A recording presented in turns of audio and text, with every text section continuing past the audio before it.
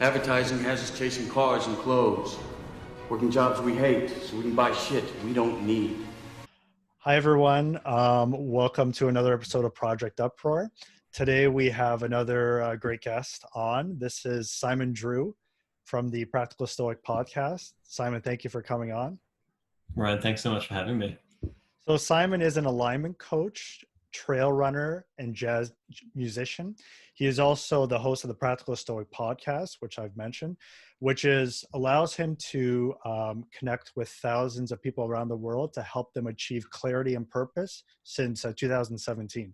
So Simon, I just want to start with a first question, which is, I ask a lot of the guests who've been on who are interested in Stoicism, how are you first introduced to Stoic philosophy?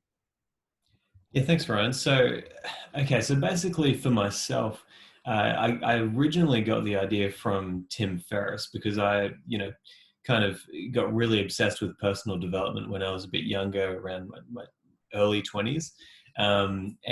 Basically was listening to Tim Ferriss a lot, was listening to a lot of other podcasts, and he kind of said that his favorite book was Letters from a Stoic. And I hadn't really read a lot of philosophy before that.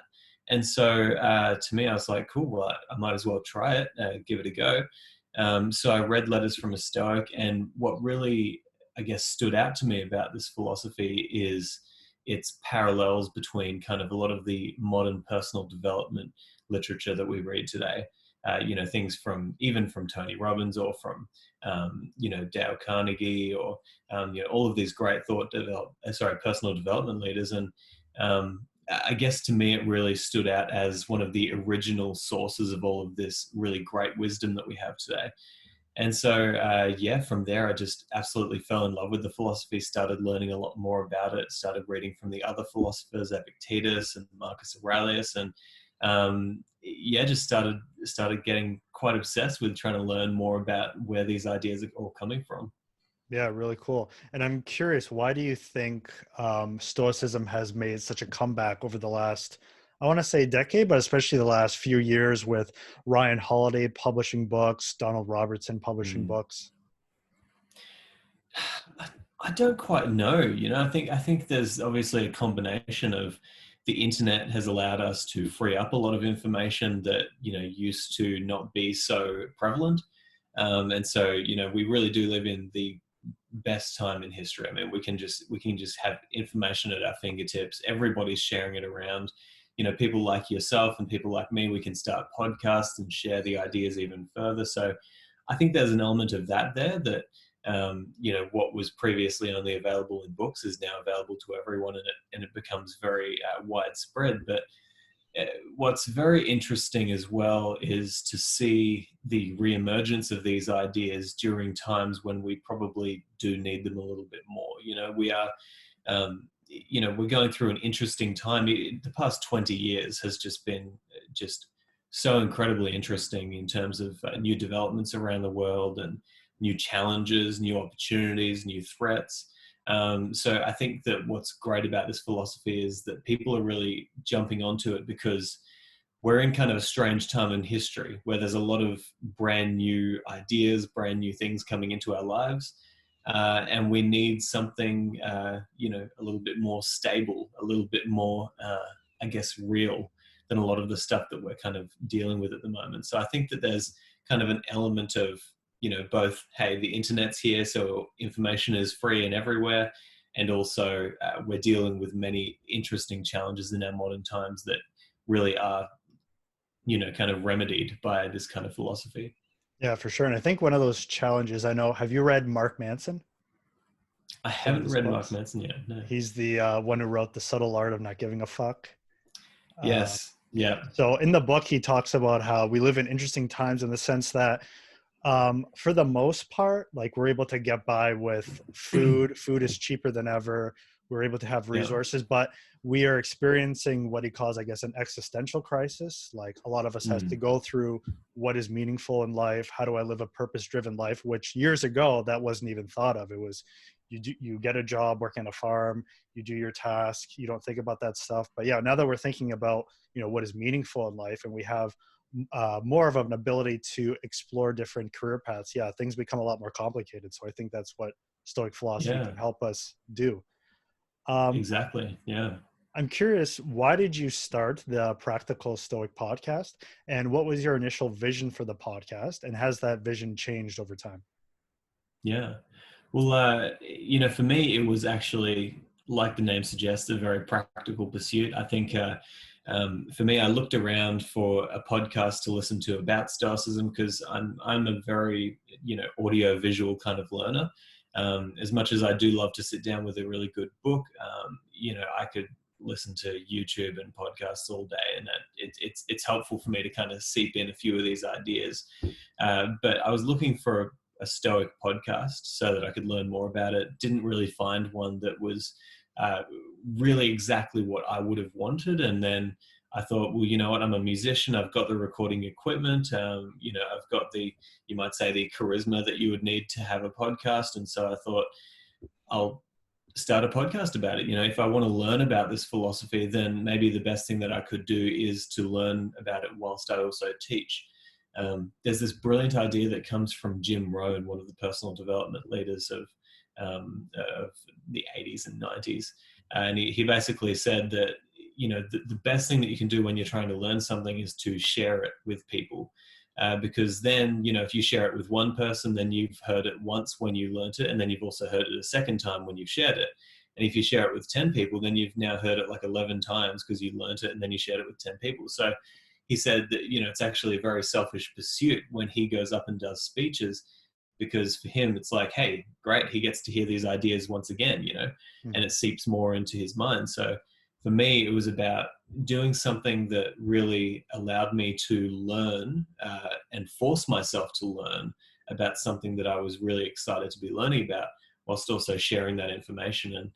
And honestly, it's been such a great journey so far, just bringing so many people around the world into a state of kind of, where they feel like they're making really good progress in their lives because, I'm just sharing these ideas, and there's nothing new that I'm sharing. It's just all, talking about these ideas and helping people to implement them, I guess. Yeah, for sure. I definitely agree with the idea that we need these ideas to be repeated over time to get them instilled in us. And that's why when I first read a lot of these kind of modern Stoic books, like these books about Stoicism, whether it be Donald Robertson or Jonas Salzgeber, I was thinking they're talking about the same thing, but I think that's the point. You need that repetition. It's almost like people who go to church, you go there not to learn necessarily something new, but to gain that continual repetition to keep living out your faith. So I'm curious, definitely. did you have you faced any obstacles so far in your process of creating and continuing the podcast? And if so, what did you learn from these obstacles?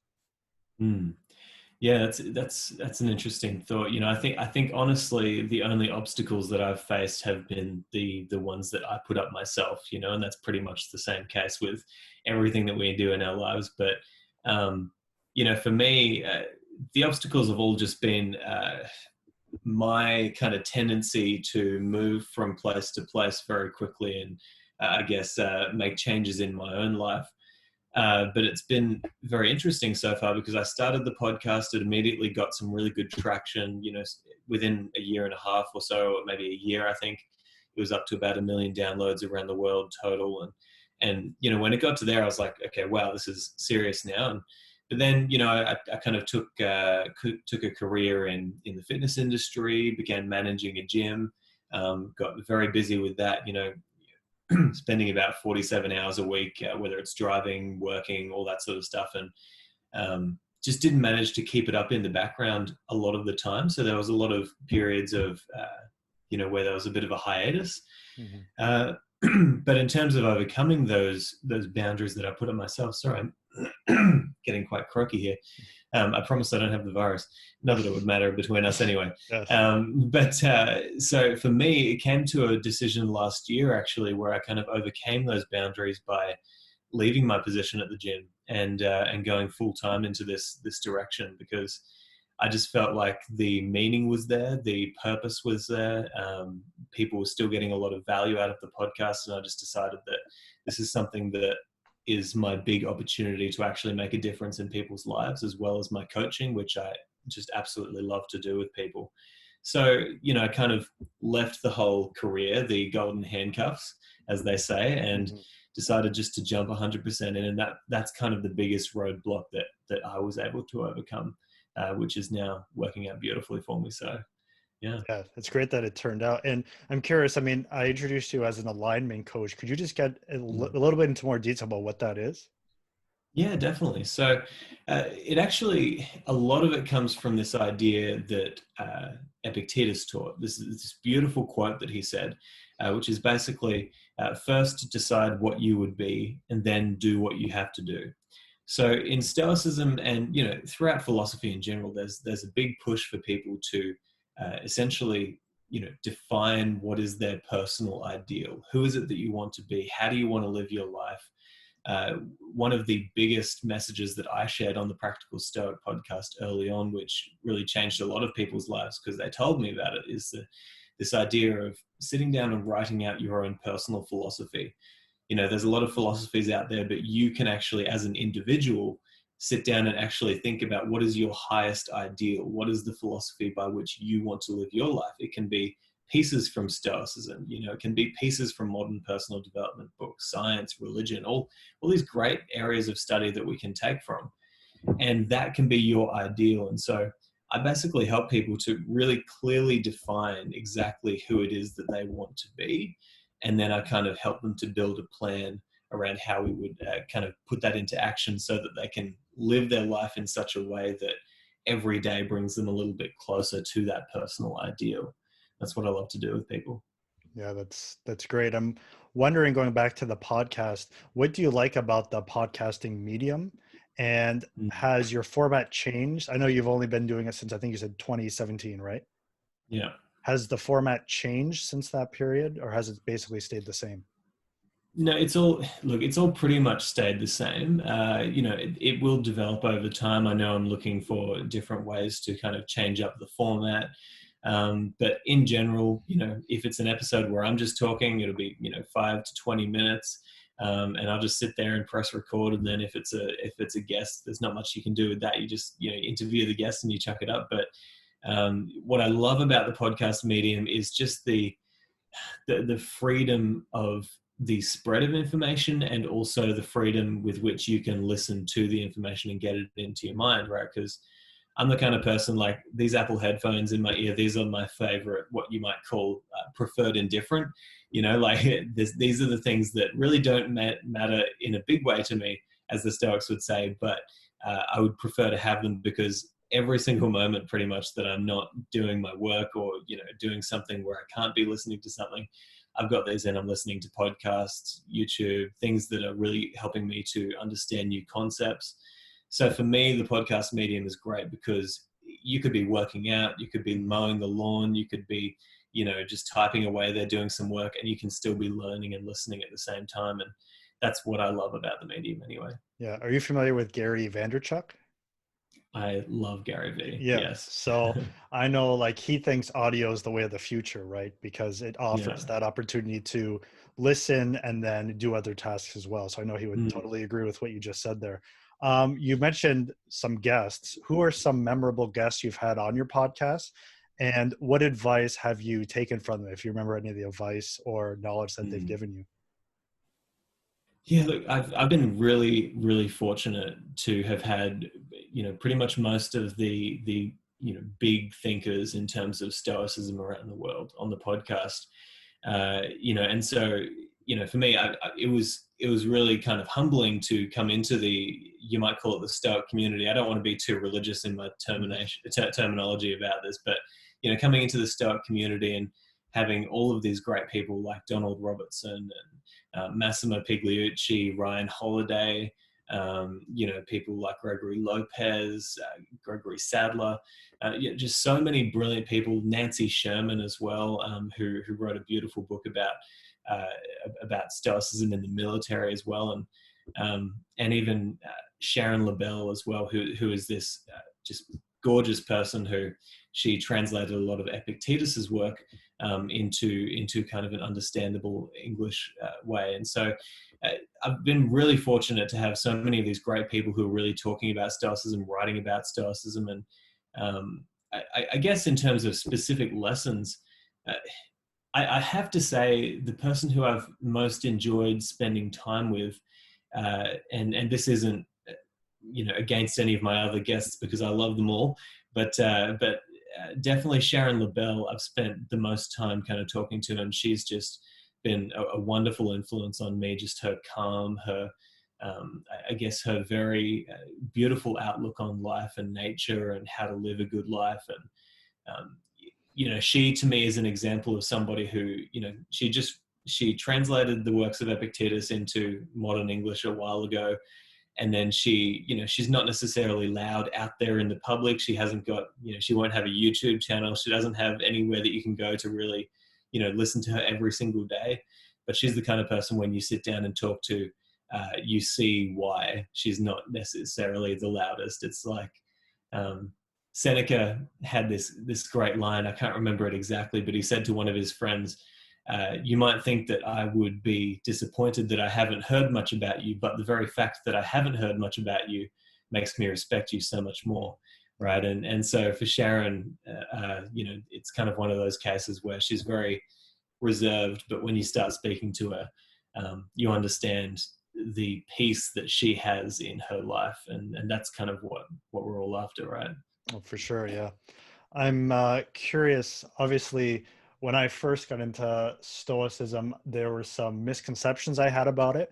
I think I first heard the word Stoic or Stoicism back in second or third year university. I was studying Shakespeare, one of his plays, and the word was mentioned, and our professor kind of introduced it as like not caring or like not showing any emotion. And that's what my understanding was it for years.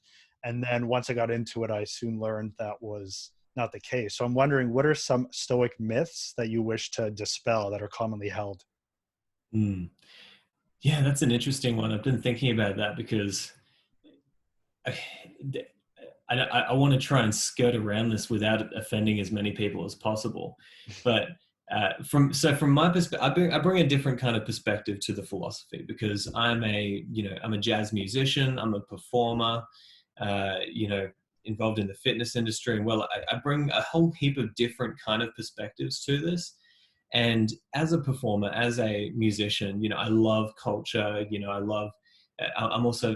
I tend to be quite charismatic, and sometimes that's a good thing. Sometimes it works against me. But I tend to really enjoy the art of performance and laughter and having a good time. And so I think that the myth that I would kind of like to dispel, or at least maybe even bring my own flavor to the philosophy, it would be the best way to put it, is to say that this isn't a philosophy that has to turn you into an emotionless, not caring kind of person. And I think that is a myth actually, because there's so much brilliant, there's so much brilliant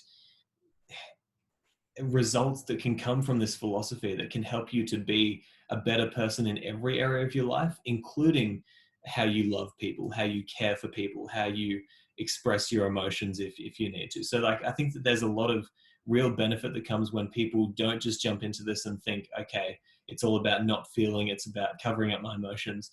That's just not what the philosophy is about.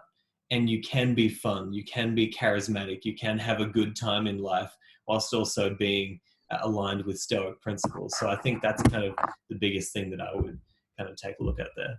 Yeah. Now, getting into the practices, I'm curious, what Stoic practice or practices do you find yourself using most often? I think that for me, the most helpful thing for me has been this idea of viewing things outside of what they are. So there's this idea that comes from Marcus Aurelius, which is the view from above meditation. You probably know this, where you essentially suspend yourself above the world and you look down on the world and try to imagine just how insignificant your problems might be, seeing as you're just a tiny little speck of dust on a tiny little blue planet in the middle of this gigantic universe, right? And the Stoics really did a great job of encouraging us to reach a different perspective, a different viewpoint, a paradigm, so that we could see things clearer than what we can see just looking at what we see from our own minds. And the biggest thing that's been helpful to me, honestly, has just been stepping outside of myself and viewing the world, and also viewing myself and my own actions, my own thoughts, my own reactions to certain stimulus in my life. And when you do that, when you start watching yourself, when you start watching the world, you see things for, I guess, what they really are, as opposed to what you think they are. Because the Stoics really taught that so much of what we experience in life comes down to our own perceptions and how we perceive the stimulus that we all see. And so if you can kind of change the stories that you tell yourself, then maybe you can change the results that you see in your life, or at least change the feelings that you have about what happens in your life. So for me, it's all about that self-introspection, that self-knowledge, self-awareness, and about trying to understand maybe a little bit of a deeper level to what it is that we're all doing here, by stepping back from time to time and just watching as a spectator as opposed to a player. Yeah, no, and I have another question which I just thought of now. It may touch on what you just said, but has Stoicism helped inform you as like a musician? And you said you're a trail runner. Yeah, so I think it's just one of those philosophies that I really think can help pretty much everyone to become more effective at what they're doing. And it might be best to kind of preface this by saying that Stoicism has, I believe, 3 basic questions that are actually really important questions to ask in your life. And these questions kind of revolve around the Stoic disciplines of physics, ethics, and logic. And so these questions are basically, for the physics, the question is, okay, what is all of this that I see, and how does that mean that I should fit into it, I guess. So basically, it's a question of, what is the earth, what is the universe, what is the cosmos, and what's my place in it. The ethics question is, now that I know what all of this is, hopefully, how should I act accordingly? So, for example, they taught that human beings are social creatures, and they also have the capacity for rationality. So we should use rationality to increase our ability to be social creatures and to improve our social relations with people. So that's the physics and the ethics. And then the logic is basically, now that I think I know what the world is and how I should act in it, how do I even know if I'm right or not? Right. So the logic is very important, because that's how we actually decide whether we're right or not in our thinking. And so, you can use this kind of method for whether it's trail running, or whether it's music, or whether it's a career choice that you have, sports, everything can be benefited if you will look at the world like this, ask these important questions. What is all this that I'm dealing with? How should I act? How do I know if I'm right? When it comes to music, a lot of it even comes down to a lot of the Stoic tools and tactics that they give us, like, the dichotomy of control, for example, is a brilliant tool that you can use from Stoicism that can help you to understand whether you're thinking correctly or not, because it says that there are some things that are in your control in life, and there are some things that are completely outside of your control.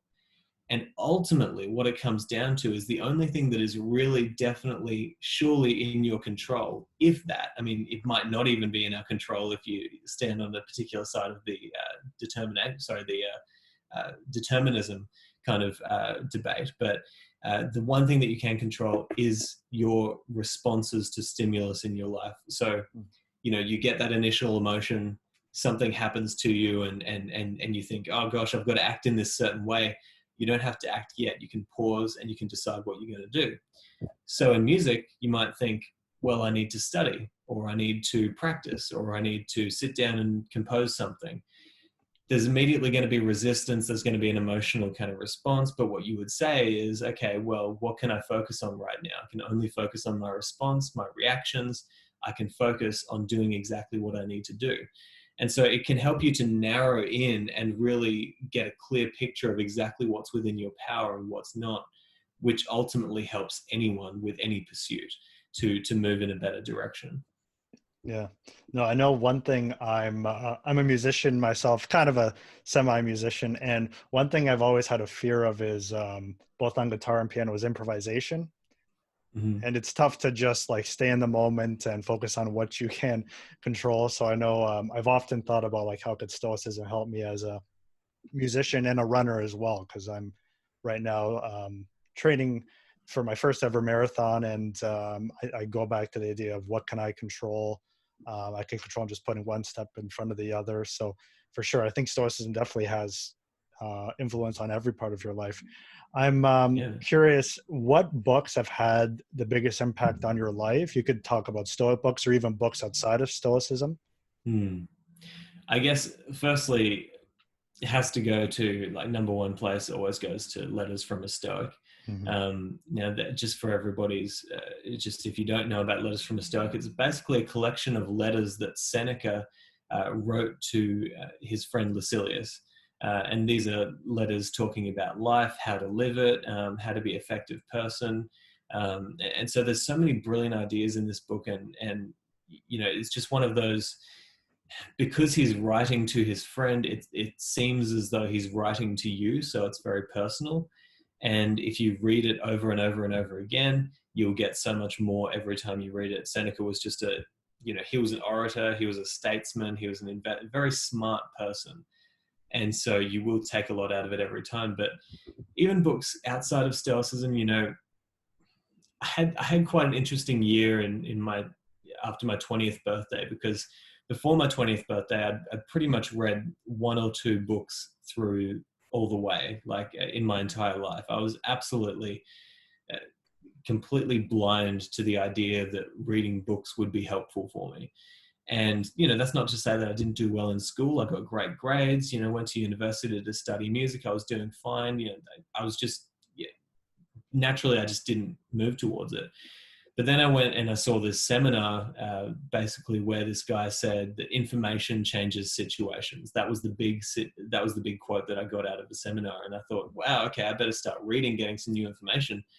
So I just started reading, I think I read 80 something books that year, just after having read pretty much nothing, just filled my mind up. So like the first one that really got me excited about personal development and changing my direction was The 4-Hour Workweek by Tim Ferriss.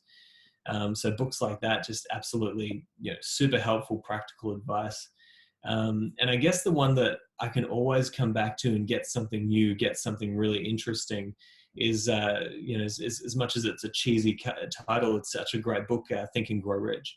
It's just, Napoleon Hill, crazy person, some crazy ideas in there, but there's a lot of really good stuff in there that I always come back to and think, I'm really glad that I learned that lesson. So those are, I guess, my biggest suggestions. Yeah. Okay. I haven't checked out the last one, so I'll have to check that one out. Mm. I'm curious, you kind of referred to when you passed your 20s. What advice would you give your younger self? Maybe say, now I don't know how old you are. Usually I ask, what advice would you give your 25-year-old self? I don't know if you're, but what I'm advice? 26. So, 26. so There you go. I'll pretty much give it. Yeah. No, I love this question. I guess maybe say like what advice would you give your 18-year-old self coming out of high school or finishing up high school? Whenever I do a gig, and if there's ever a theme of Frank Sinatra and stuff, because I'm a jazz musician and I sing, and so, people often request songs, and they'll always say, hey, can you do Frank Sinatra's My Way? And my answer is always exactly the same. I don't think I'm old enough to have had the opportunity to do things my way yet. Yeah. So I cannot sing that until I'm like 50 years old and I've lived a crazy life, doing all these kinds of things. But I think I'd probably have very much the same answer, in that I tend to think that it's very important that we all look back on our journey with I guess a sense of, it's hard to explain. I guess my answer, honestly, is that I don't necessarily think that I would change anything. And I know you're going to hate that answer, and it's the worst answer possible, but I just tend to look back and think, you know what, everything that has happened so far has led me in a certain direction that I wouldn't want to screw anything up. Yeah. And I think that if I went back and changed anything, then there would be the potential for things to maybe you just never know how things are going to work out. So I'm generally very happy to, even not really look back from time to time. I'm just very focused on what's happening now and what can I change now and what can I improve, I guess. Yeah. So I guess maybe a piece of advice would be like, just trust the process. Yeah. Don't worry about where you're going to end up. Just it'll work out and things happen for a reason. Yeah. We tend to be very hard on ourselves looking back at the things that we've done. And I've made a lot of mistakes and I haven't lived a perfect life at all. But I'm 26. That's the beautiful thing. Hey, we can take a lot of risks. We can change things. And I think that Epictetus actually, Epictetus, one of the great Stoic philosophers, gave us a great process to go by when it comes to our own personal development. It's essentially two elements. He says you need self-scrutiny and you need self-kindness. And I think that self-kindness comes in as even more important than the self-scrutiny, because you need to forgive yourself for the mistakes you've made in the past in order to move on and make progress in the future. And so, I really think that loving what you've experienced so far is the best way to learn from what you've experienced so far, and to actually take those lessons forward into the future and help you to, create a better future for yourself. Yeah. Oh, that's good. And maybe shifting now to present day, right now we kind of alluded to it, we're in like an unusual time. How can Stoic philosophy help us mentally get through this difficult or unusual time? I think the first thing that I would say is that everybody needs to cope in the way that they cope, and they need to trust themselves that their body naturally will be coping with this in whatever way it needs to cope with it. These are really difficult times for a lot of people around the world. As much as I have a deep desire to tell everybody, wake up, experience life from the way I experience it, that just doesn't help in times like these, where we need to encourage people to, I guess, if they need counseling, get counseling. If they need to go to a psychologist, go to a psychologist. But what I would say is that in times like these, I guess the things that you've made important become apparent. And so something that the Stoic Seneca actually said is, he said that we should treat our minds as if we are a soldier preparing for battle. And what he meant was, if a soldier is in peacetime, they're actually still doing all of the maneuvers. They're doing all of the training. They're making sure that they're getting their target practice. They're strengthening their body. They're making sure that they are preparing for the very horror that they are, I guess, trying to be prepared for. They're doing the things when it's not happening.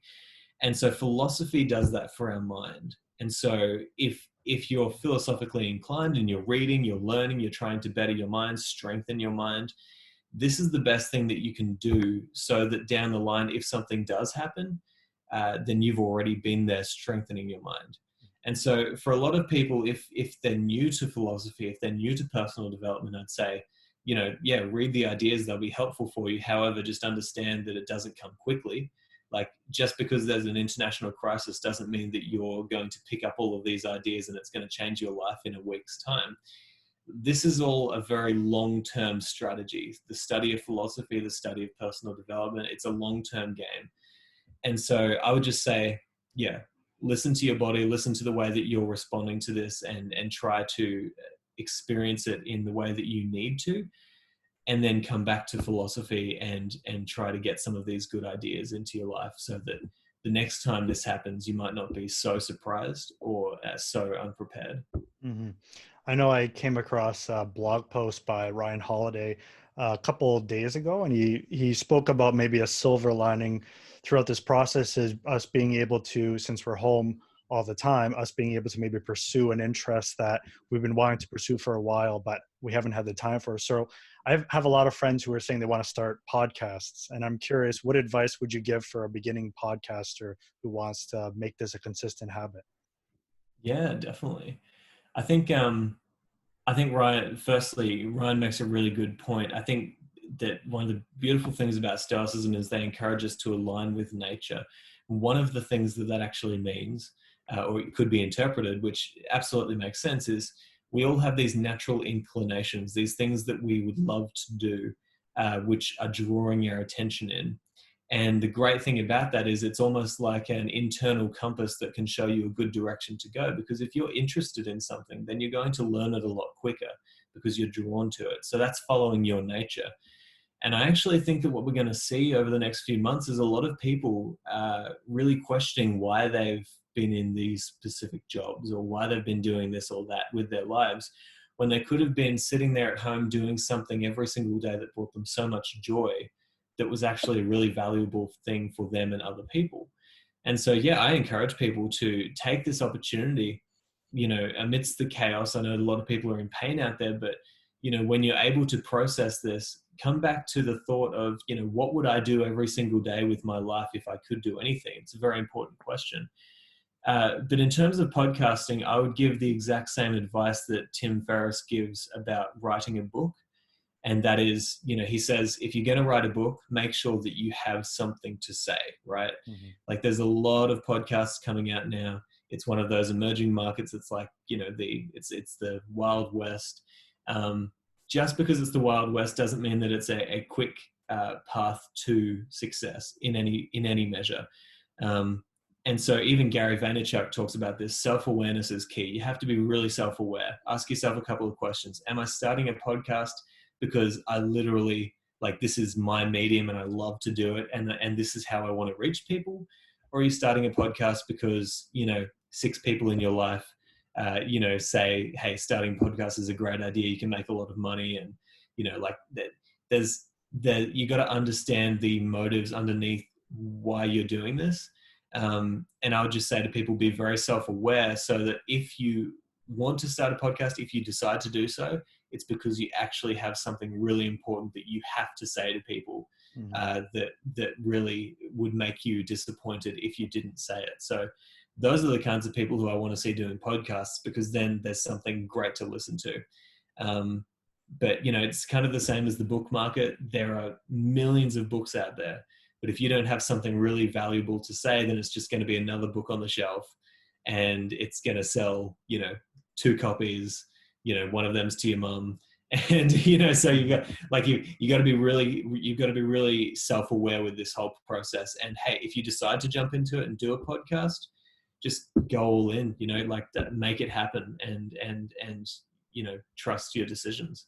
Yep. So would you recommend going in there with the topic already in mind, or experimenting with different topics?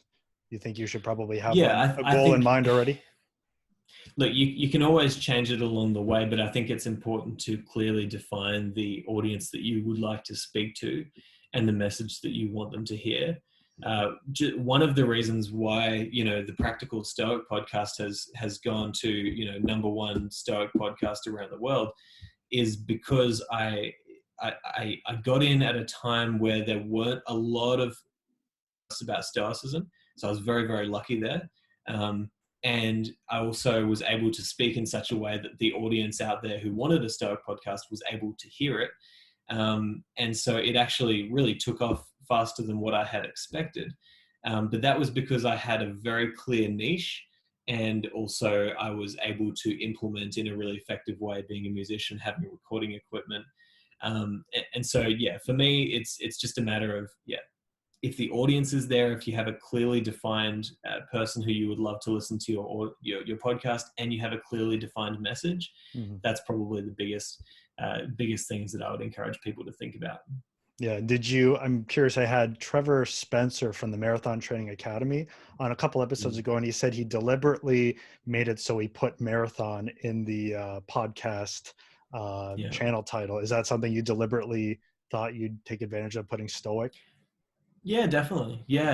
I mean, nobody's going to find you if you just have the, the Simon Drew podcast and nobody knows you, right? Yeah. So, if you've got something to say, make sure that you present it in such a way that your audience actually knows, exactly what it's about. Yeah, for sure. Last question. What is next for Simon Drew? Like you mentioned a book. Do you have like a possibility of a book down the road, or something else with a podcast? Look, there's there's so many different things that I'm looking at the moment. Honestly, when it comes to a book, I have been ruminating over that a lot lately because I guess learning from all of the great Stoic teachers now and reading and trying to understand this philosophy, what I get from people is that there's as many different ways to interpret this philosophy as there are people to interpret it. So there's a lot of different views coming out of them, which are great. But in terms of that advice from Tim Ferriss, where he said, make sure you have something to say when you write a book, that's slowly becoming apparent to me, the thing that I really need to say. And I always look at my tattoo on my arm that says "Memento Mori." That's a line that the Stoics would say, which means "remember death." And so that inspires me every day to really think about this and be like, okay, what's the thing that I would bring to the world before I die? Like, what do I need to bring out? What would I be disappointed if I was all of a sudden in some heavenly land after dying, and I'm like, damn it, I wish I had told that message. That's slowly coming out. But the thing that's changed for me most with the podcast is, I guess, my new direction, and I'm very excited about this, is I think that instead of just talking to people about Stoicism, which is great, I want to really branch out and start learning about the influences of Stoicism, people like Aristotle, Plato, Socrates. And then, when I've learned about all the influence of Stoicism, I want to keep on branching out and learning from as many different people from as many different disciplines as possible, asking the question that I believe the Stoics asked, which is, how do you live an effective life, right? That's essentially the big question of Stoicism. It's how do you be an effective person? How do you live an effective life? And how do you make sense of all of this? And I think that that's a question that can't just be answered by people who are talking about Stoicism. It has to be answered by people who are focusing on very specific disciplines, like, biologists, microbiologists, chemists, doctors. I'm talking about other philosophers from different disciplines, musicians, artists. Like, there's so many different people where if you actually listen to them, they will tell you something deeply profound about what it means to be a human being. That's the question that I want to start asking. So I'm going to start branching out and getting more people on the show who can teach us about how to live a good life from their eyes. Thank you, Simon, for coming on. Ryan, thanks for having me. Thank you. And thank you, everyone, for listening. And until next time, take care.